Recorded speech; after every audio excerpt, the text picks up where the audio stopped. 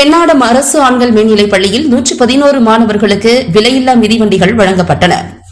கடலூர் மாவட்டம் பெண்ணாடம் அரசு ஆண்கள் மேல்நிலைப் பள்ளியில் 11ஆம் வகுப்பு பயிலும் மாணவர்களுக்கு தமிழக அரசின் விலையில்லா மிதிவண்டிகள் வழங்கும் நிகழ்ச்சி நடைபெற்றது. இந்நிகழ்ச்சிக்கு பள்ளி தலைமை ஆசிரியர் ராமச்சந்திரன் தலைமை வகித்தார். பெற்றோர் ஆசிரியர் கழக தலைவர் செம்பியன் முன்னிலை வகித்தார். முன்னதாக உதவி தலைமை ஆசிரியர் மதியழகன் அனைவரையும் வரவேற்றார். பெண்ணாடம் பேரூராட்சி மன்ற துணைத் தலைவர் குமரவேல் கலந்து கொண்டு 11ஆம் வகுப்பு பயிலும் 111 மாணவர்களுக்கு விலையில்லா மிதிவண்டிகளை வழங்கினார்.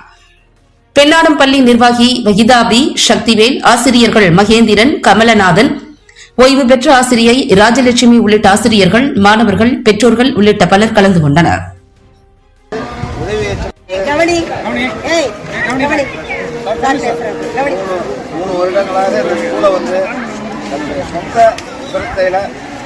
டெவலப் பண்ணியிருக்காரு சார். அவங்களுக்கு ஆனால் ஸ்கூலுக்காக உழைச்சிட்டு ரிட்டையர்மெண்ட் ஆகி இந்த வருடமாக போகிறாங்க.